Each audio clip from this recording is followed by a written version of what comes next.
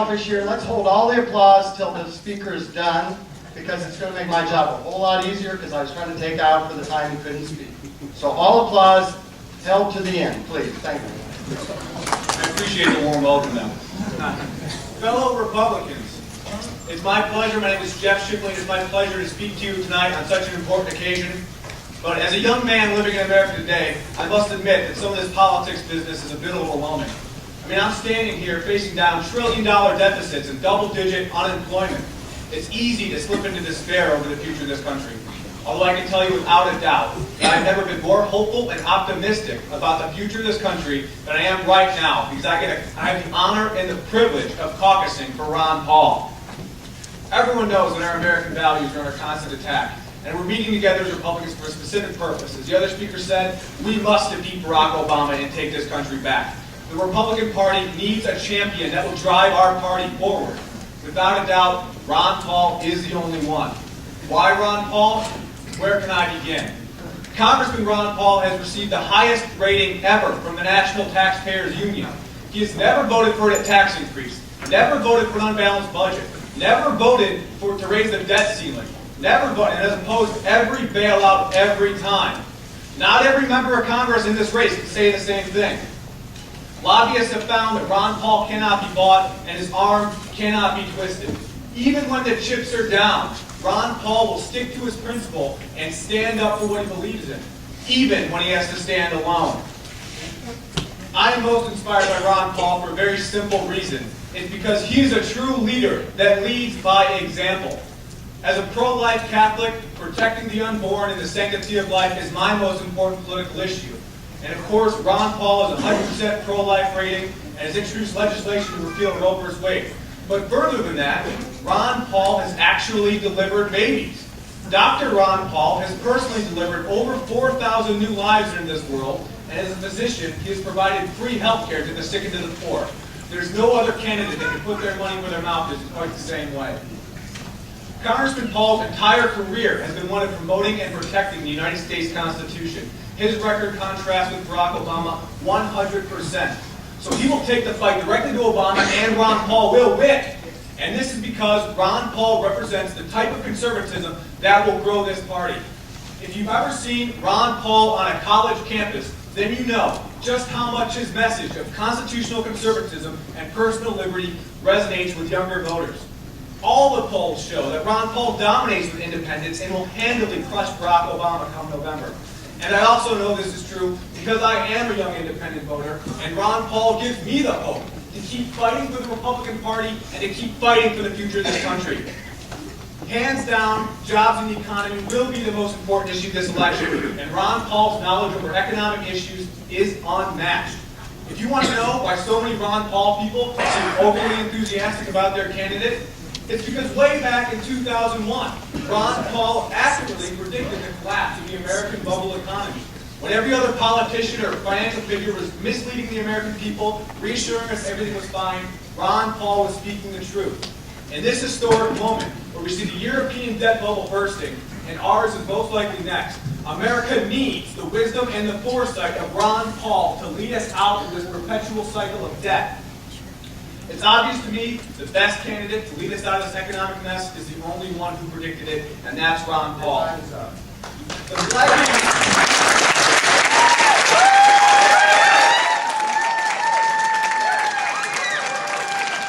Right in, but he's got about split swallow. Okay, how about that? Usually people tell me to lower my voice. So.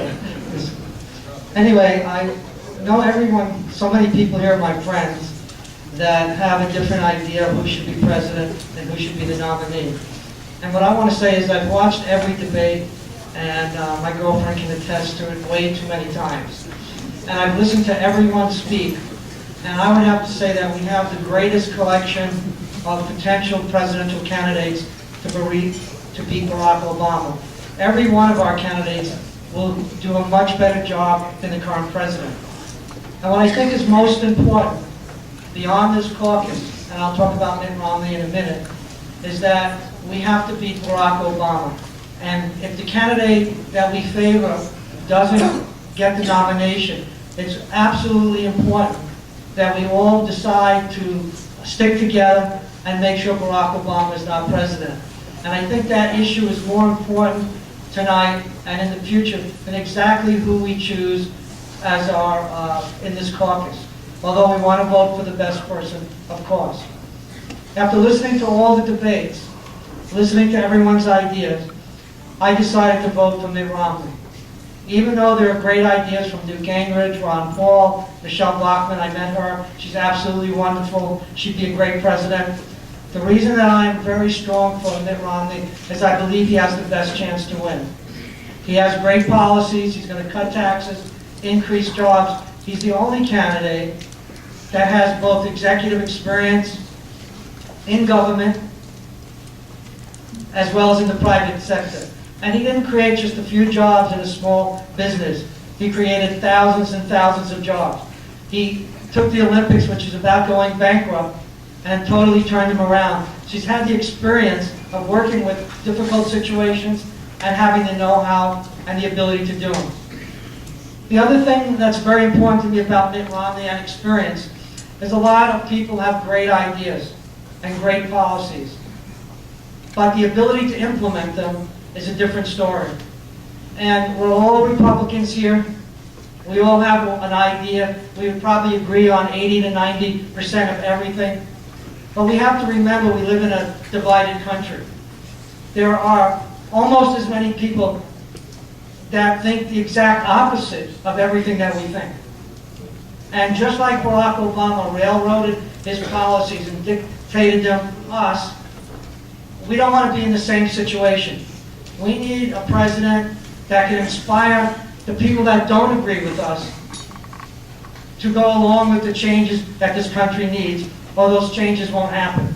And the experience that Mitt Romney has in Massachusetts, working with Democrats, not getting everything that he wanted, but moving things in the direction of balanced budget in Massachusetts, cutting taxes 17 times, with a Democratic legislator.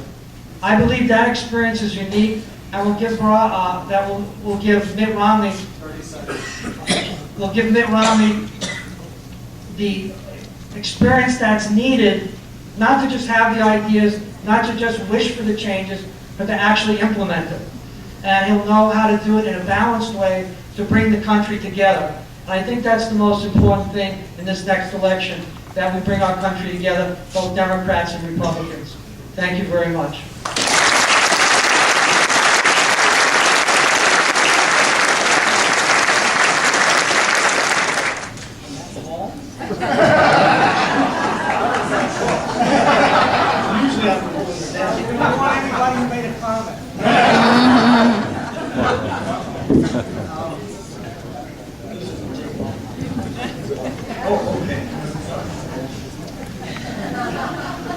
Oh, really? And I can go through all the way through my... Good evening, my name is Phil G. Bach, and I'm here to speak on behalf of former Pennsylvania Senator Rick Santorum. And I originally thought I had my speech finished, and if any of you saw me there, I was still working on it, because a lot of things have happened in the Santorum campaign over the last 3 or 4 days, 5 days. I mean, he's really moving up in the polls, and just like what's happened with every other candidate that moved up in the polls, sure enough, the long knives come out. And I imagine a few people in this room have gotten some of those robocalls. And it's really not the way we should be campaigning. And I thought, well, how do I go about this? And my natural instinct is, I get the hair up my back, I want to go tackle them. But I talked to the campaign, and they said, you know, Rick's campaign positive the entire time, and he's run that kind of race, and he wants to finish that way. And I think I'll just leave it at that. You guys can ask me anything you want after I'm done, but we're going to run a positive campaign. But the one thing that was brought out in one of those calls is they claim that Rick's not pro-choice. Excuse me, they claim that Rick is not pro-life. They tried to say he's pro-choice. During his 16 years in Congress, almost every piece of pro-life legislation that was introduced in Congress was either written or co-signed by Rick Santorum. How can they say he's pro-choice? People complain about negative campaigning. If we reward that kind of a campaign, we're only going to encourage more of it. On other issues, Rick is a proven leader. And one of the things I noticed about him, he never spent a lot of time talking about what he was going to do, but he said, this is what I've done in the past, and I'm going to continue to do it that way. As a member of the U.S. House of Representatives, he helped to expose the abuse of the Congressional Post Office and the Congressional Bank. Exposing the scandal played a huge part in the 1994 Republican takeover of the House of Representatives. While in his first term as a senator, he was an author and the Senate floor manager of the 1996 Welfare Reform Act. That landmark entitlement reform helped pave the way for a string of 4 consecutive balanced budgets. And I'm sure as president, Rick Santorum will continue to lead just like that for similar reforms of the entitlement programs. That's where we can save the big money. It's in the big programs. The nickel and dime stuff, yeah, we need to work on that, but we got to go after the big money. On the issue of judicial restraint, again, Rick Santorum has shown his courage to lead and take action.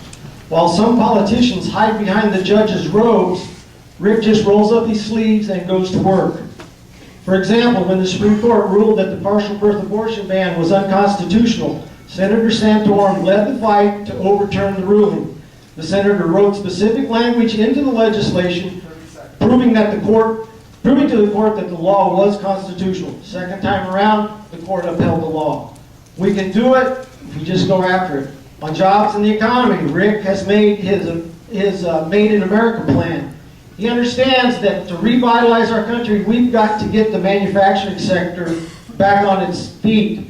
And he's got specific plans to do that. Lower taxes, streamlining regulations, build the Keystone Pipeline, and increase other energy supplies. Thank you very much.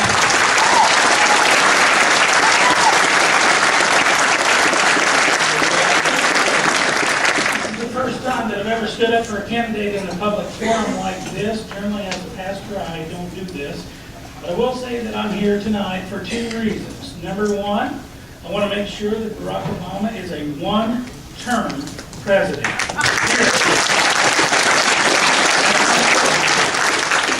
Secondly, you may or may not agree with me, but I believe that Newt Gingrich is the person to make sure that that's going to happen.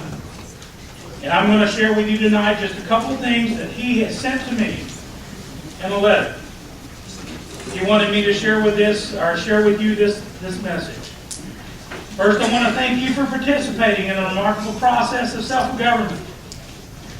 Caucusing is an intense act of commitment and dedication of the people of Iowa. I'm not a native of Iowa, but I will tell you it has been remarkable for the last 16 years of my life. He says to me that I'm asking all of us to vote for one simple reason. America has big problems. The big problem not only requires big solutions, but it also requires a hand to make those solutions come to a reality. I believe tonight that Newt offers both of those things. First of all, on big solutions, his job growth plan will give every American the option of a 15% flat tax that can be filled out on a postcard. You've ever filled out a tax income statement? Just say it. And for businesses, his plan is to lower the tax rate to 12.5%, making us, the American people, the American nation, competitive with every major manufacturing country in the world.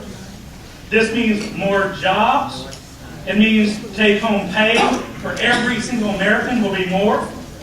That's why he has been endorsed by the architect of Ronald Reagan's economic plan, Art Laffer, who says that his jobs and growth plan will create more jobs than any other candidate. On experience, he says, let me just offer that all of the candidates, of all of them, he is the only one who has actually balanced the federal budget.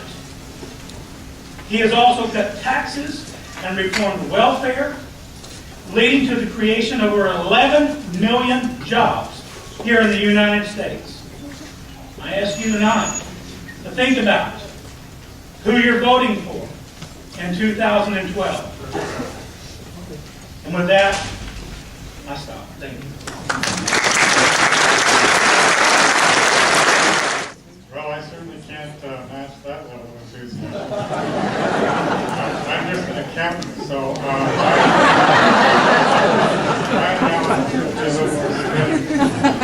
So hello, I'm Doug Stewart, and I'm speaking in support of Governor Rick Perry. What is this caucus tonight really about? For me, it's not just about a Republican winning the White House in November. It's about a complete overhaul and downsizing of our massive federal government in Washington.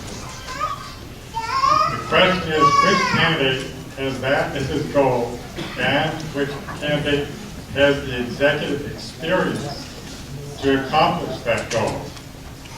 When Governor Perry entered the race last August, I began reading everything I could find about it. As I said, I'm an accountant, and as such, I have a habit of looking deeper into matters. Following my desire to find out more about Governor Perry, I read what Texans had to say about his 10 years as governor. I read what conservative commentators had to say about it.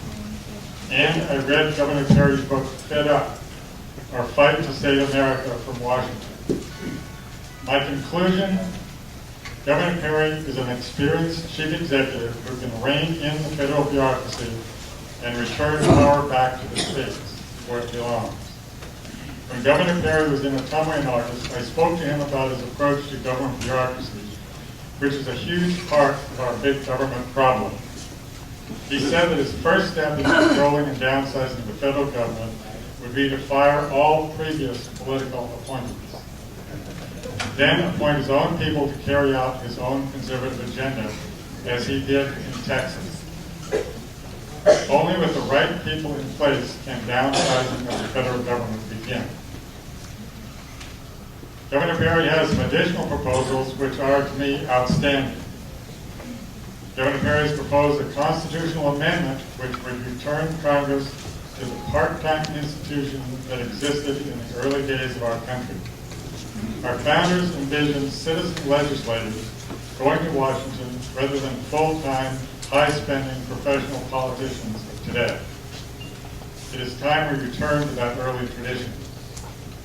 Governor Perry also is proposing ending lifetime appointment of federal judges who just happen to have a habit of legislating from the bench, a function which is reserved for Congress in the Constitution. Governor Perry is also proposing a major overhaul of the tax code and replacement with a simple flat tax.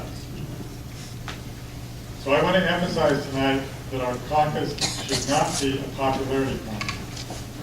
Our current president won a popularity contest. He had no executive experience, and he had the wrong agenda. Look what that got us. The worst economic times since the Great Depression. On the Republican side, again, this should not be a popularity contest. This should be about which candidate has the experience, the executive experience and ability to do the best job of reining in the bureaucracy and reversing our downhill slide into socialism. That candidate is clearly Governor Rick Perry, an outsider whose leadership is based on sound conservative principles. I urge you to join me in voting for Rick Perry for president.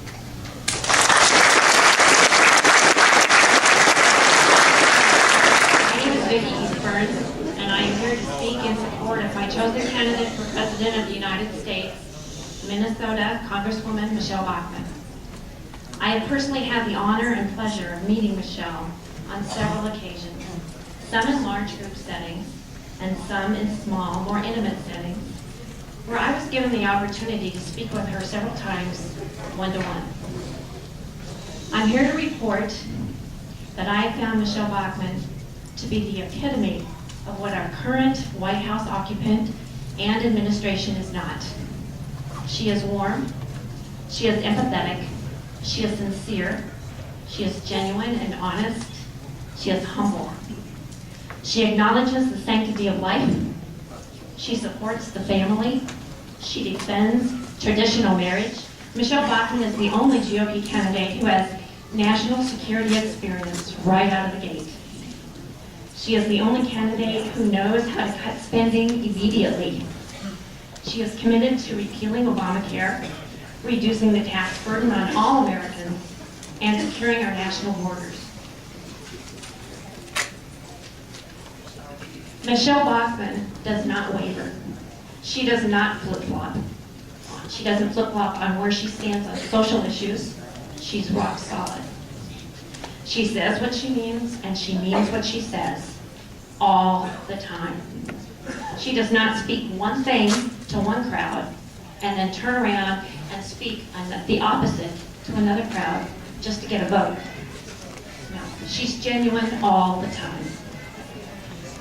My opinion is the GOP needs to stop nominating people who are Republican in name only. There needs to be a clear choice between the Democrat and the Republican running for office. If there is not, we might as well have two Democrats running for the same office. There needs to be a clear difference, and not just a rhetorical difference, a difference in their record as well. I'm here tonight to tell you that Michelle Bachmann is a true Republican. That means she's a Reagan Republican, a conservative. What did Ronald Reagan do? He went to the people. Michelle will arrive in Washington to fight. She's strong, and she has the ability to go straight to the public, connect, and listen. And then make the voice of we the people, that's you and me, we the people, make our voice heard in Washington to change how things are done. Michelle Bachmann is the only non-establishment candidate left. She will come in and shred the Obama administration's agenda that has hurt this country more than any other president. Our country is in big trouble. We're at a crossroads right now, and it will take the right person in the White House to lead us out of this mess. That's right, I said lead us. Not tax us, not take us, not bail us out, not regulate us, and not mandate us out of this mess. Lead us. I believe Michelle Bachmann is the right person to lead us. Some of you tonight, I know, don't agree with me. But we can agree on one thing. The wrong person is in the White House right now. And we, the people, need to change that in November.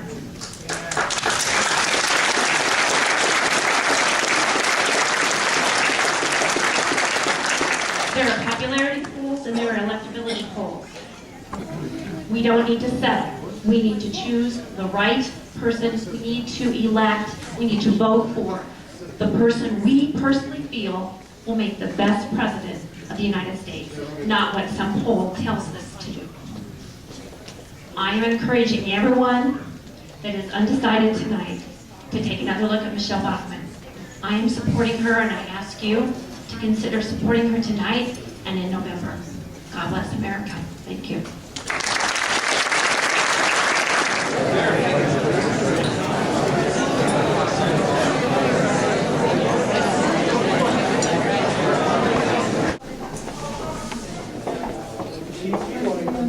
Might as well come on in so we can all see each other.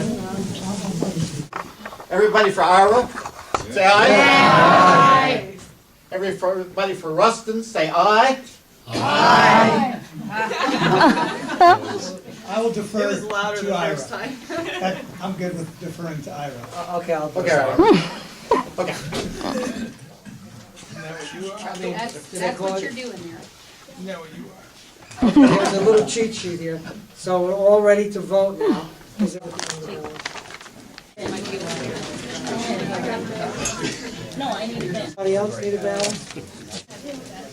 Yeah, I'll just say them out loud so everyone can hear them. Well, we can't see the books on the way. What? We can't see the bottles there and the books are there. Well, you're not gonna see anything anyway, I'm just gonna read it to you. See me, okay? Okay, one for Ron Paul, Okay. two for Ron Paul, Okay. Newt Gingrich. Gotta pick him up, okay, please come to the front of the room, I'm here. Now, okay. So we are able to have 8 delegates that can go to the state conventions, national conventions, and that's where you really have your voice. Okay, so who will second me doing it? I second. Okay.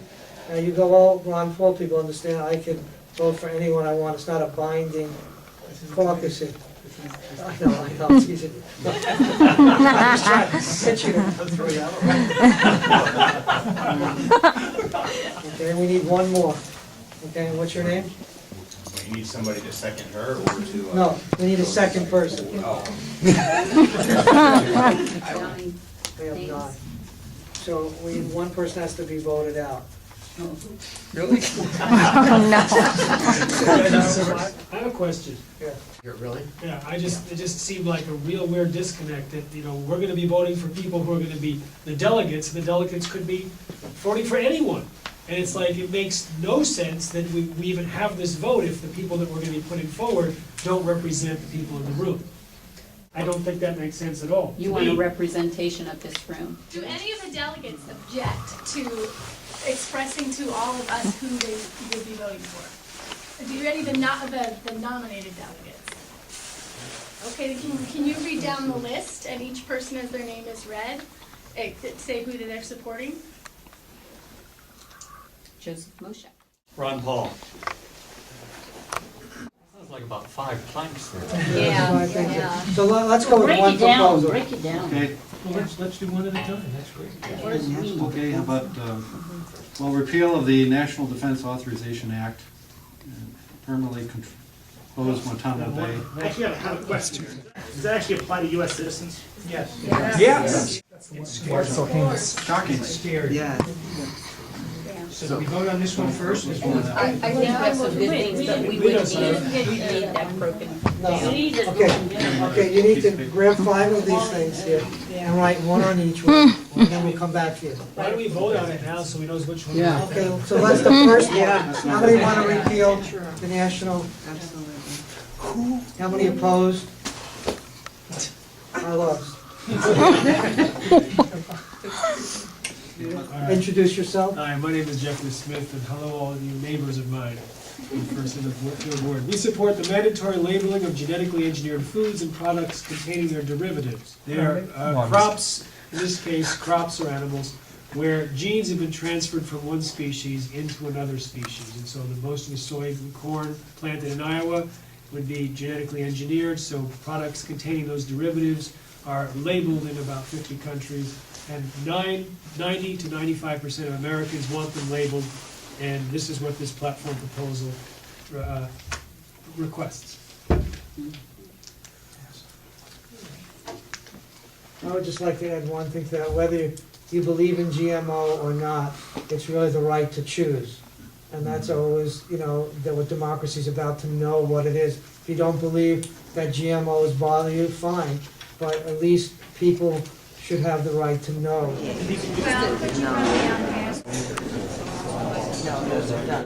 Makes me nervous. I'm wondering Okay, here's this. Okay, we will add across this way. 4, 5, 3, 6, 1, 2, 117, say, 170.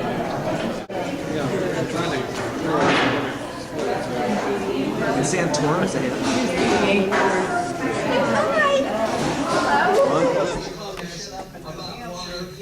And believe me, this momentum is going to continue, and this movement is going to continue, and we are going to keep scoring, just as we have tonight. So tonight we have come out of an election that we're essentially 3 winners, 3 top vote getters, and we will go on. We will raise the money. I have no doubt about the volunteers. A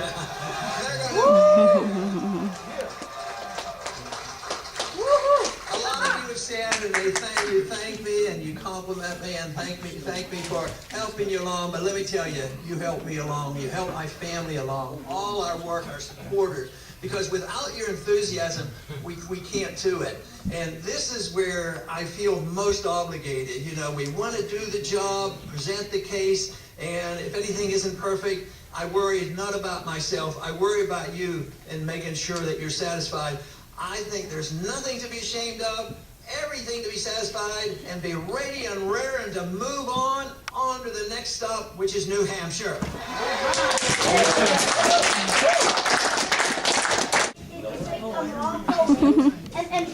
I'm a junior delegate. Goodbye. Goodbye.